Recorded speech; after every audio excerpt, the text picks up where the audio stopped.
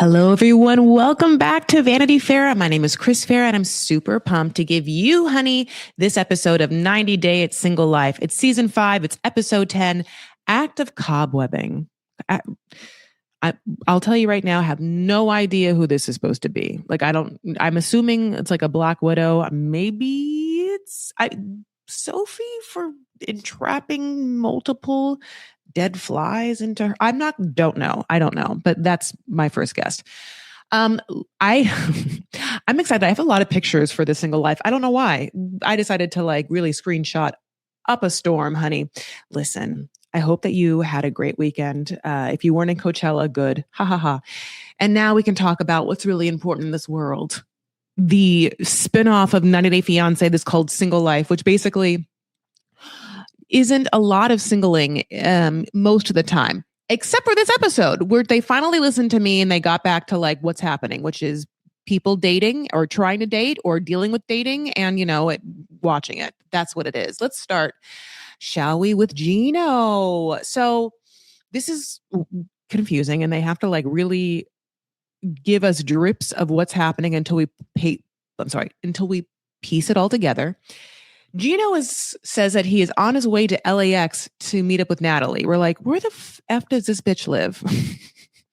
First she was in Vegas, then she was on the East Coast in Washington, D.C., honey. Why is she in LAX? But she doesn't live there. Her daughter, Isabella, just graduated from cosmetology school. We're like, okay. And that's why she's here and why she's decided to invite Gino to meet her daughter. And yeah, her daughter didn't get that memo. Also hates it. Not quite sure why. Her daughter and her didn't have an actual conversation where her daughter is like, oh, no, if you're coming with him, don't bring him. She says that the weekend was hijacked. I wonder how many times that's happened for Bella. I wonder how many times her mom has inserted her into an awkward scenario with a really gross guy that she's quote unquote dating for some reason. The only good thing about this is that Bella, Natalie's daughter, is the voice of reason in this entire scenario and at least gives us someone to be like, okay, this is horrendous for most people to watch. And I feel really bad for her. And I'm hoping that the cosmetology school just really gets her a life, honey, where she doesn't have to worry about bullshit. Because it feels like Bella has learned lessons from a very kind of pick-me mom. Why do I say pick-me? Because, I'm sure, as you've realized, Natalie came back for more from someone who is gross and then starts to say things like, I want him to know, Gino, that I'm not like his ex. And it's like, oh, okay. So you're going to do opposite things of Jasmine just to make him feel pick you? Oh, yeah. Okay. I don't know what Natalie's deal is. Half of me is Natalie she gives me the vibes of someone who dated mafia people. She's some side piece for different bad men in her life. So that Gino just being, kind of dumb and daft is representative of someone that she's well, he's not going to, kill someone when he leaves my house. And so therefore better than my options. I don't understand it. And neither does Bella, but here we are. So Gino is in LA and I hate that for me. I'm in LA too. And he has a hotel and I'm going to say this. The hotel is by far one of the better hotels we've seen on the show. I can't tell exactly what hotel this is actually is. It looks, as they're showing parts of LA, that it's off Rossmore or somewhere in Hollywood. It has a red door. And he is staying in a room that's beautifully decorated, right? The wallpaper is fancy. It's that chinois kind of theme, where everyone's now into kind of the European idea of, and I mean, use this word for a specificness, the European idea of Orientalism. It's that, You see it. It's a version of decor where like the blue and white pots and like the cranes, all of that kind of stuff is this like chinois stuff. Anyway, it's having a moment. The wallpaper is gorgeous. Like whoever decorated this room put money into it, which means this hotel is expensive, which means how is Gino staying there? My God. Does Gino play at being cheap? And or is Gino specifically into spending money on women like for the first 3 months and then it just like rapidly goes downhill? Okay. So basically he's in this hotel and he's like, yeah, I'm here. Natalie wanted to spend time, in LA and also me to meet her daughter. And she's going to stay in my room. We're like, oh no.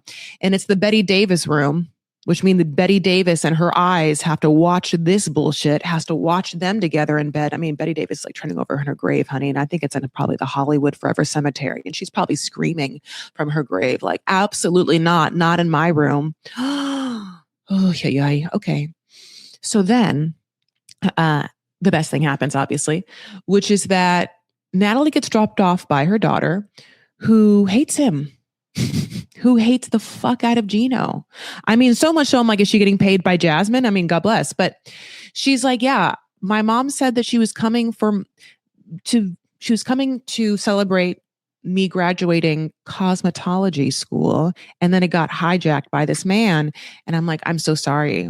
I'm so sorry that you have like a weird mom that like doesn't communicate with you and like doesn't understand your wants and needs.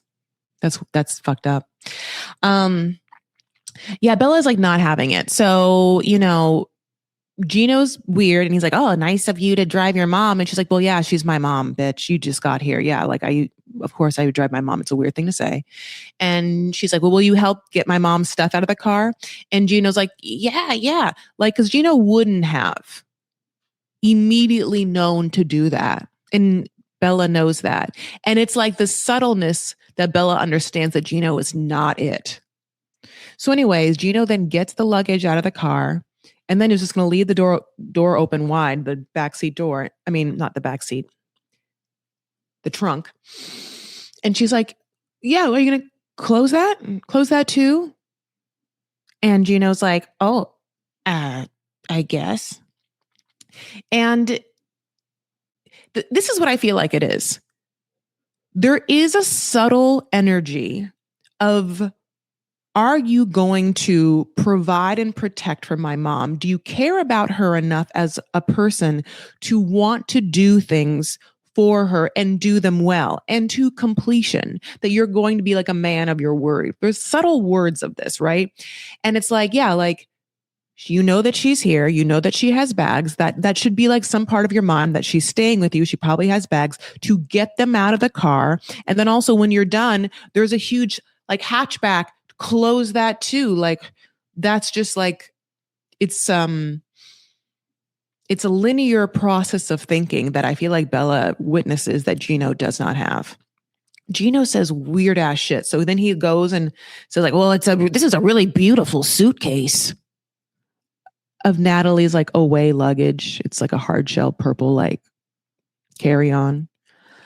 All right, buddy.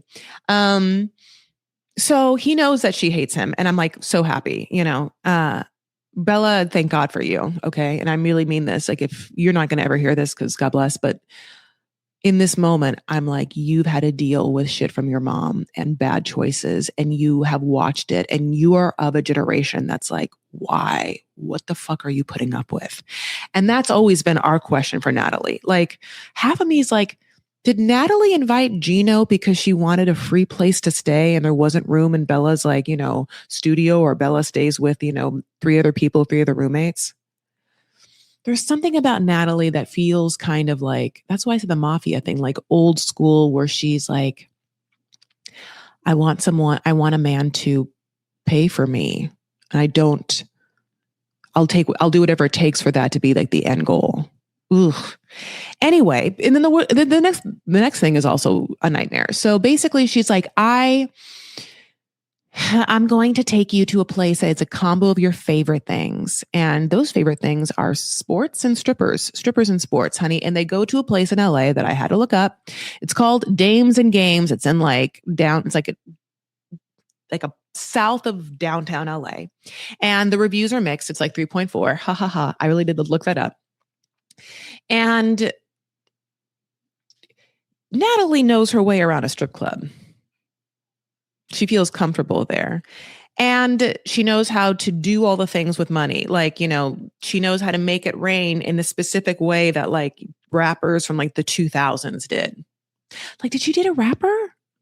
Who did Natalie date to make her the person that she is or was married to? Like and I'm saying like it's a certain vibe or culture. Like, yeah, a man that goes to strip clubs and she has to feel comfortable there. And she's witnessed and watched him do that with, dollar bills. And she loves it now and does it too. It's like second nature to her, right? I wonder what her backstory is because like we don't know. And that would be somewhat interesting because something's there. So Natalie, by the way, we can find out, obviously we knew that they had sex the last trip. Now Gina was like, it's the best sex ever. I was the best sex I've ever, at least in a long time. And she's like, well, it was okay. I just need him to unleash the beast. And that's why she's decided to bring him to a strip club. He's overjoyed. He's like, cannot believe that like he gets to look at, strippers and, gets a woman that's like going to buy him a lap dance. I mean, yeah, like what is Natalie's end goal? Like, I would be happy with anything. It's that she is like a bi woman or a lesbian, but like has decided that like she wants a man to like, I guess pay for things. I'm not quite sure what it is because she's like from the East Coast or like she seems Italian-y of some kind of, she seems like of a culture that is used to a certain traditionalness, even though she's at a strip club. Okay. So the strippers are nice and, they get one to do a lap dance and we don't see it that much except for interesting moment. Natalie gets her first lap dance and Natalie's like, can I touch you? And the stripper is like, yes. And then like the next shot is like Gino touching the stripper. And I'm like, well, I don't know if she said that you fucking could, because I feel like if you asked her, she'd be like, that's $1,000 more. $1,000 more. So I looked up, obviously I said the Yelp page of this Dames and Games, and there are like mixed reviews, and obviously people are like, oh, this used to be great and now it's downhill. And one person's like, yeah, I called because I didn't know if I was supposed to wear pants. And I was like, what? And I had to like read more. And he's like, how some strip places like want you to wear pants and they won't let you wear basketball shorts. So I wore my basketball shorts and I got kicked out. And it's like, you know what you're doing if you wear shorts at a strip club and you want to get a lap dance. Basketball shorts are so thin, like that weird ass thin material. Like you know what you're doing. Okay. So basically they go back to the hotel and in a scene that we've seen 1 billion times, because we saw him with Jasmine and Natalie, even though Natalie wants to be so fucking different from Jasmine, is like, hey buddy, do you really need that hat on? Can you just take off the fucking hat? We're in bed, we're kissing, like take off that goddamn hat. And he does. He's like, for you, yes. He's like, we've seen that bald head. Literally, you will for the nation. Come on. Okay. So I just want to go from one couple to another couple with a picture. The kisses that have been on Single Life. In fact, let's just be honest. The kisses that have been on any 90-day franchise, specifically, before the 90 days between Lisa and Daniel, and also this Single Life, and I will say between Sophie and Pedro, and now Gino and Natalie. Awkward would be a word. Not chem, not hot. You guys have no vibes. I feel like one of you hates this very much. Lisa and Daniel, maybe like no one hated it or whatever, or baby Daniel. But it was either way, none of these kisses were, well, all of them were very unsettling, except for Liz and Villa, who are so hot together, I can't even stand it. Like the sexual chem of these two people, God bless them. Like I'm so happy for Liz, even though God bless, there's like a lot, I don't want to say God bless so much, that she's going through it on the series because she had to deal with the Mean Girls and like she has this relationship back home and also, the cancer, which off the series, I've read back and forth that like she might be dealing with it again, or it might have come back in some way. Or she has a tendency to delete her Instagrams somewhat like Britney Spears a little bit. So I can't quite tell what's happening. And if you haven't noticed, I'm like more of a comedian than like an investigative journalist, even though, I do like to research. So I don't know the whole thing. And plus that's her health history. So I'm not quite sure what she's like put up. But anyway, I really gotten to appreciate Liz more on Single Life than I have before in any of her other previous seasons. Also because straight up, I hated Big Ed so much that I had no problem fast forwarding his segments and not talking about him as like a protest to the fact that he was on the show, and therefore protested Liz. And my only kind of like idea of Liz was sort of Natalie-esque, like, why the fuck would you be with someone and there must be something wrong with you too? I mean, I'm just being honest. And that's me saying that because I can toggle between a place of judgment and a place of like curiosity, and I didn't really have a lot of that curiosity happening here. I really had a lot of judgment. So here we are, though. Liz has now told Villa that, like, this is before that kiss, that she is dating someone back home, and he has like a whole ass reaction to it. Now, we have just seen them sort of just be hanging out. We know they're in the DR. So I didn't quite understand the jump from like having met someone to hanging out in the DR to like having sexual chem to suddenly being like, I'm going to break your heart because turns out where I live, I'm dating someone there. Like, even as I'm saying that out loud, I'm assuming that unless you straight up ask someone, are you dating anyone? Like that you've met on vacation, you kind of have to assume they are. Like, I don't remember Liz ever being like, I'm not dating anyone. I'm totally single. And yeah, and never dating anyone. Very much open to not only just dating you, Villa, but also like maybe even changing my life because he lives in a different country. So I guess I never understood why Liz was like taking on so much guilt about this. Anyway, you would have had to show me a conversation where she really let her pants off. Okay. So, but she goes back to the table, like after having a break, and, she's like, I don't know what to say. I didn't expect this. I do feel things for you. I am dating someone back home. I wanted to be open about that. But I like you and I would like to continue to see how this is. I wanted to just be open about that. And he's like, I don't know how I feel about that. And then he's like, I just want you to be more transparent in the future. I'm like, okay, well, that's okay. Anyway, they go back to her room and then it's fucking cutie flirtiness immediately. Like they are cute together. Like they're sitting by a pool. They like start splashing and then, she gets wet. And then he's like, I got to get you out of those wet clothes. Half of me's like, Villa, Villa, how much of you really were like banking on this being like a forever thing? Or are you playing at being slightly disappointed? Because it makes a quick turn from him being like, yeah, I just don't know how I feel about this, to being like, let's fuck. I mean, that happens quite quickly.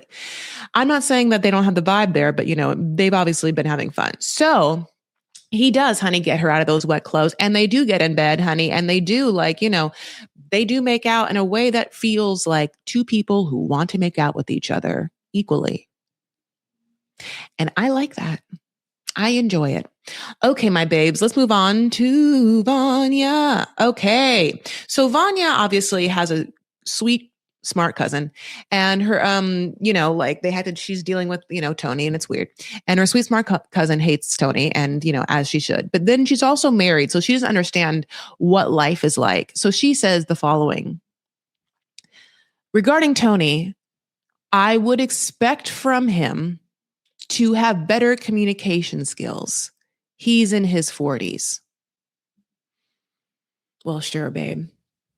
Yeah, that makes sense, doesn't it? Guess what? Nope. I'm going to tell you right now, they don't. Maybe some, truly some, but definitely not the single ones right now. No, they don't. They're scared. They're weird. They're scared. They're set in their ways. And they are, some people, happy to not have any sort of discomfort in their life and will choose the laziest choice, not knowing that the work they're not doing on themselves and like the push they're not doing to get out of their comfort zones and like communicate and have like a clean road between two people that like signifies the integrity you have for yourself, the dignity you have for your time, as well as like the appreciation you have for communication skills. That's not here, honey. It hasn't been here for a whole last minute. So Vanya has to swallow all of that and be like, well, I don't know what to say, except you have to be happy for me because right now I'm happy with him. And, her cousin's like in her mind, like, until you're not. And then you have to come crying to me. And I'm like, yeah, bitch, he's not shit. Yeah, because she's like, he's just too sensitive. He should be able to handle questions, which is true. You know why it's true? I feel like if you got Tony into a business situation, or if you were asking him questions about like work, he's a doctor or something, he certainly would be able to answer them without defense and stuff. But he's not able to, right? And like his emotional and or dating life. And it's because he's protecting a false ego. Because the damage of having to like look inward and admit that your thinking is faulty, that your perception of things is like holding you back and definitely going to like ruin this relationship. Well, he doesn't want to do it. It's so weird. Anyway, but at this moment, they're setting up for the 4th of July party. That's also her birthday, and there's fireworks. And then he's like, I have a surprise for you. And he brings her to his room for this surprise for some reason. Okay. And it's 2 pieces of jewelry. One piece looks like it's from Kendra Scott. It's like a blue and rhinestoney looking necklace. And then the other thing looks like it's from a completely different store. And it's like not matching earrings.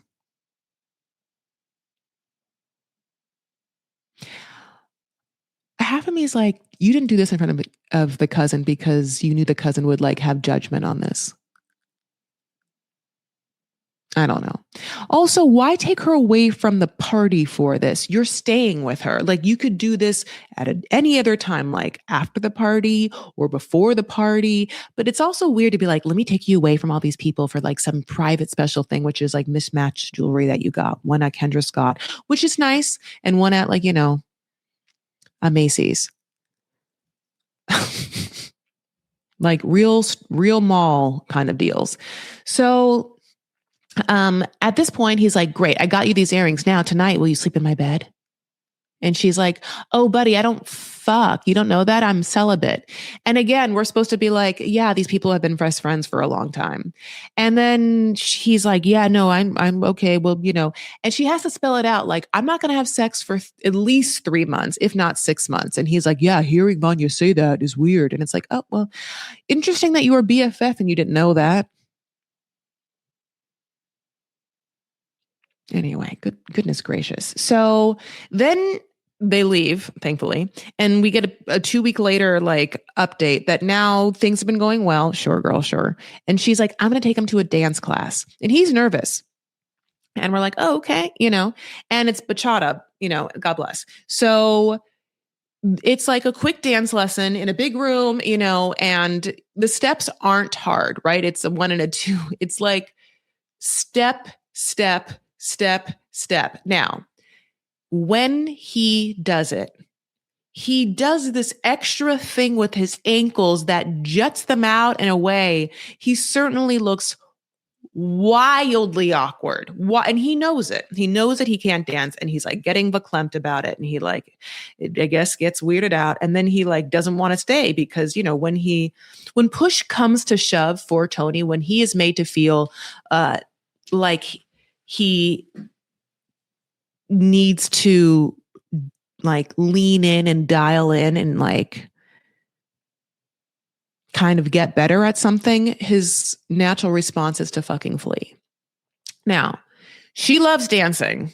She loves makeup. She loves dancing. She loves the idea of being in love. Okay, those are the things we know about Vanya. So the dance class stops and they're literally just supposed to dance with each other. And he's like, well, I thought there was gonna be a class. And she's like, bitch, there was just a class. In fact, we just met the instructor. What are you talking about? And he's like, no, not enough. No, this is a club, you know? Like, I don't know if he thought they were like just doing private dance classes, but like, who cares? Like, just dance, you know? Like, it's not hard. You're just with a woman, just, you know, it's like he can't get out of his head that he's not good at something. And two things happen here. She's like, this is my favorite fucking thing in the world. And I look hot and I want to have fun. And she is truly also definitely not willing to leave the place. She is somewhat, I think, disgusted by his behavior. Now, let's just give him some grace. Let's just say that he expressed, which he did, that he wasn't comfortable there. He didn't do a good job. He said he didn't want to dance and then turns around and is like, yeah, I want to leave. And what he wants is to leave and for her to be like, okay, babe. Now she doesn't. For good or bad, she doesn't. You know, one part of me is like, well, if you really like this person and this person was having a freak out and you realize this person truly feels like they are, you know, like embarrassed or having like a panic attack or having social anxiety and like, you know, is just, it's not for them, you might have compassion for them and be like, you know what? Maybe we do a private class so that you get a little more comfortable and we'll come back and try this again. But that's not her attitude. And his attitude is also equally shitty. It's just, I don't want to do this. Let's go home.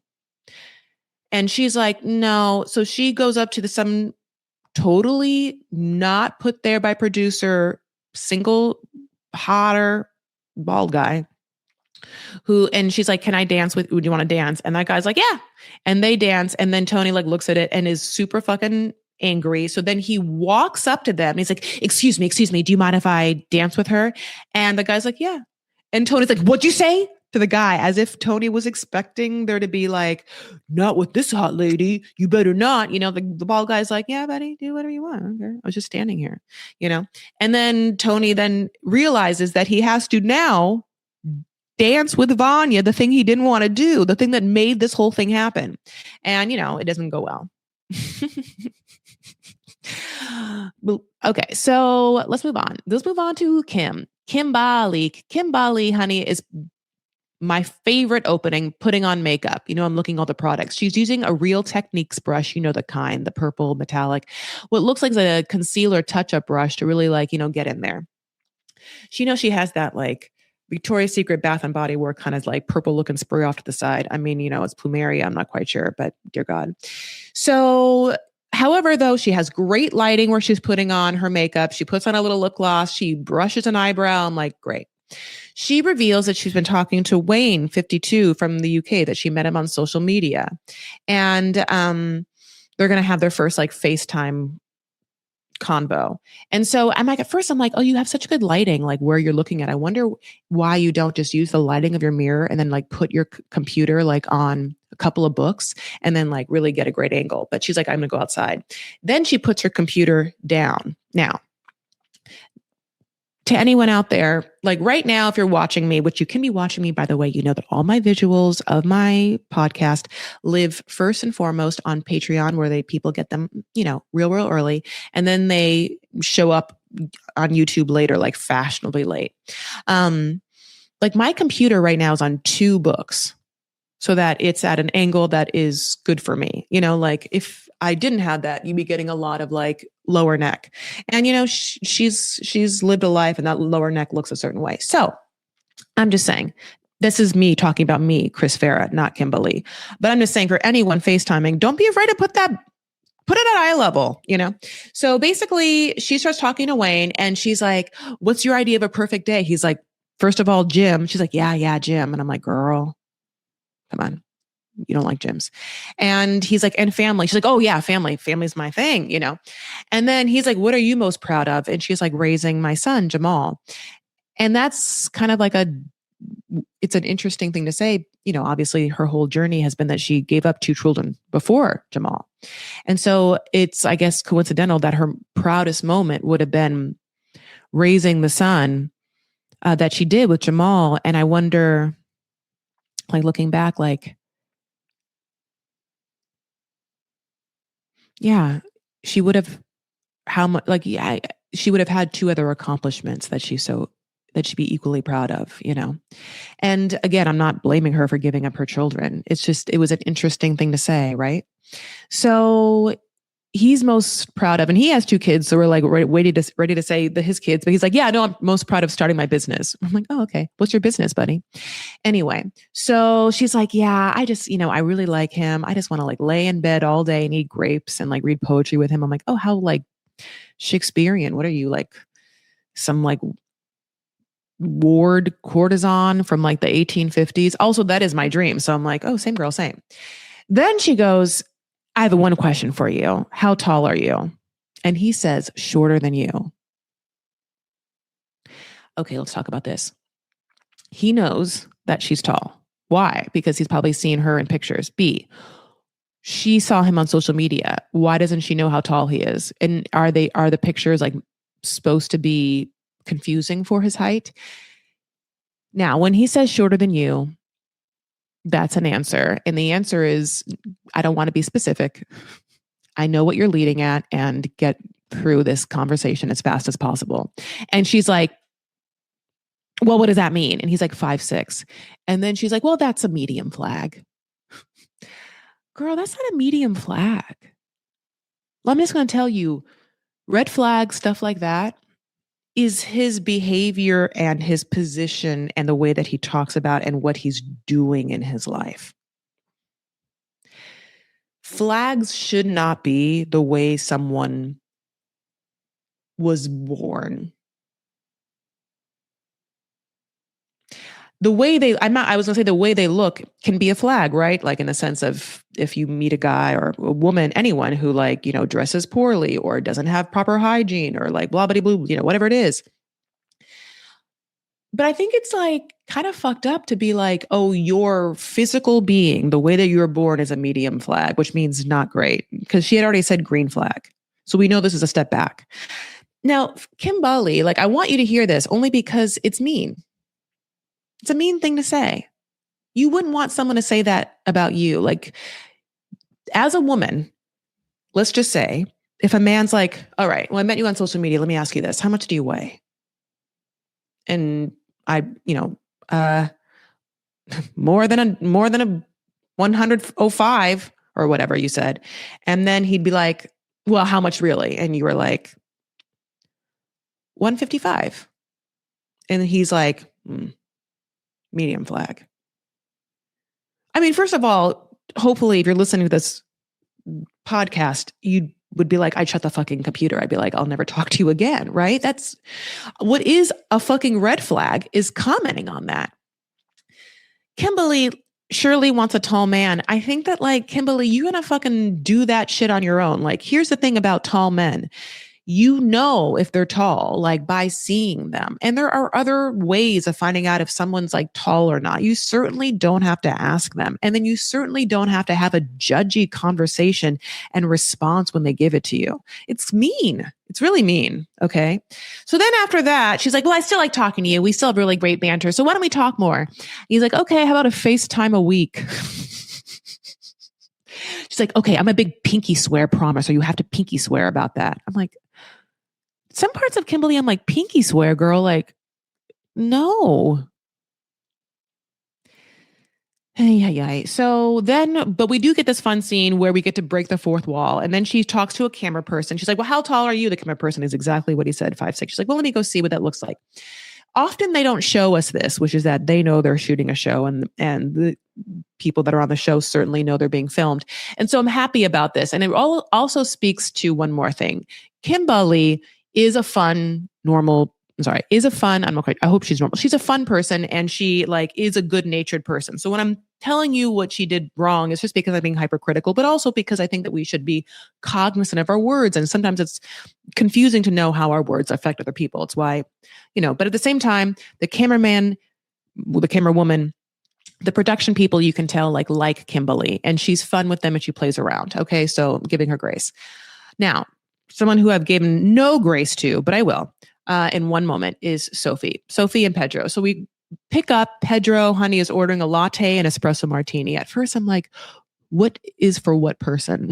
Who is the espresso martini for Sophie? Are you having the latte? But no, it's the other way around. She gets there and she's wearing the Beverly Hills hotel wallpaper print. Palm print, green and white. You've seen it. This is a cute outfit. It's like a 2-piece. She has like, like a titty top, and it's like harem pants, like a drawstring. And another thing about her is that she's wearing flats and slides. And also when I see this, I'm like, I feel like those shoes mean that she has given up on Pedro. Anyway,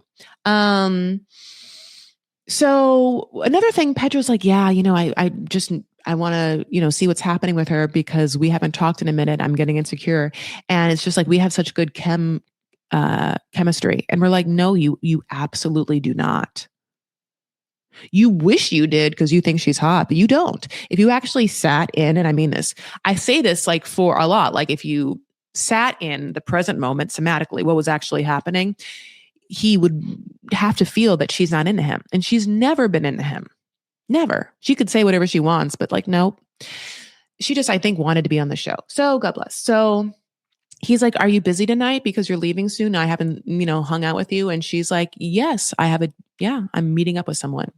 And he's upset by that. He's like, oh, so you'd rather just hang out with someone than me? And she's like, no, I want to hang out with you too. Like, that's what's happening right now. I mean, not tonight. No, I want to definitely hang out with this hot guy. And he thankfully realizes what it is, and he gets up and leaves, which is exactly what he should do, and that was the end of the episode. Honestly, I think there's only like 1 or 2 episodes left of Single Life. What an interesting season. However, we're thankfully going to get the new season of 90 Day Fiance, and I'm so happy about that. Really, really super stoked. By the way, did you listen to my very fun recap with Allie Duncan, who was my co-host for Before the 90 Days? I had such a great time talking with her. She literally is like, she is an adorable, like super beautifully aesthetic baker that's on Instagram that followed the podcast. And I realized was a 90 Day fan, even though like she's a content creator and what she creates is like a gorgeous world of baking. And also her thing she gets into is micro baking, which is like so niche, it's so interesting, but she is like a huge 90 Day lover. And so that episode is so fun. Please go listen to it. Other than that, thank you so much for spending time with me. Thank you so much for hanging out with me. I will be setting up soon my podcast studio in my new apartment, and I'm super excited to like have some fun. I want fun wallpaper, just like the Betty Davis room that Gino's in, and when you watch the visual of Allie and I, Allie has like one of those neon lights on her wall that says her Instagram name, which is Sugar Pusher. And I'm like, I got to get one of those, I guess. I wanted to say Vanity Fair right behind me, like in neon lights. And every time you see me, it says that. How fun. How are you? I hope all is well. I hope that you are enjoying your mid-April. I hope that what's happening in the world, I hope that you are finding a way to make this world better, as well as taking care of yourself. And that's kind of like the struggle, right? At the same time, please follow me. Please give this podcast 5 stars if you haven't yet. Just give it like a review. Tell me your favorite parts, or tell me what's a dumb thing you like, or, whatever you want to say. You can also follow me. I am at Chris L. Farah. Do I need 2 neon lights? Like, should one say Vanity Fair and should one say at Chris L. Farah? I'm not quite sure. You tell me. That's what you can comment to me about, truly. You can though follow me on Instagram at Chris L. Farah, on TikTok at Chris L. Farah. You can pay me $5 if you like this podcast on Patreon and get all the visuals super fast. Also, some special Patreon only lives, especially as I roll out like apartment viewing that's already kind of happened on the Patreon if you care, as well as I'm going to do the rest of Love on the Spectrum on Patreon. So I released episode 1 of Love on the Spectrum on this feed. Episode 2 is on Psych Legal Pop, their RSS feed, and then the rest will be on the Patreon only, and that's Chris Farah on Patreon. There's also Vanity Fair, the private group on Facebook, and you can also like my page, Chris Farah on Facebook. So many things. I know. There's like free things. There's like things you can pay for me. But truly spending time and listening to this and downloading the podcast, all of that, it really means a lot. And so let's do 2 breaths. And in these 2 breaths, I am going to focus on being obviously present with you, but also just like the immense amount of gratitude that I do have for people listening to this podcast, especially after I launched it, after the last podcast. It really makes me almost like overwhelmed to think that people have supported me through this. Okay. So, I'm just going to sit in that, like my appreciation for the support. And, yeah, thank you. 2 breaths so that we all can like have a good go at relaxing ourselves, freeing our mind of the worries of the past and the planning of the future.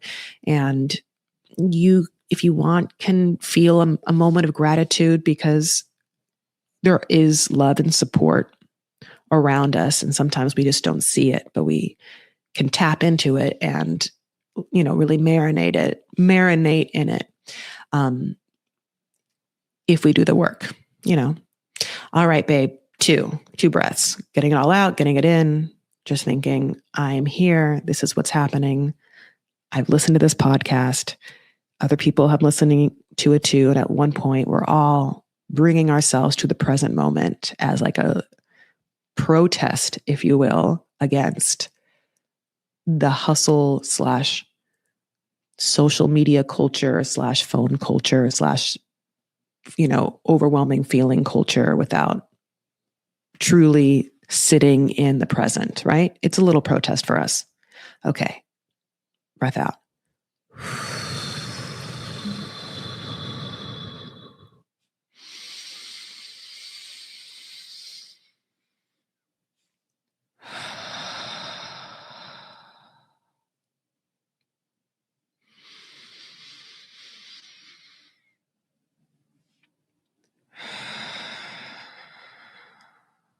All right, my babes. Take care of yourselves and one another. Stand up for what you believe and make art. Make art for yourself. Make it for the future. Make it for the present. And don't even worry about what happens. It's enough. Okay? Love you all. Talk to you later. Bye.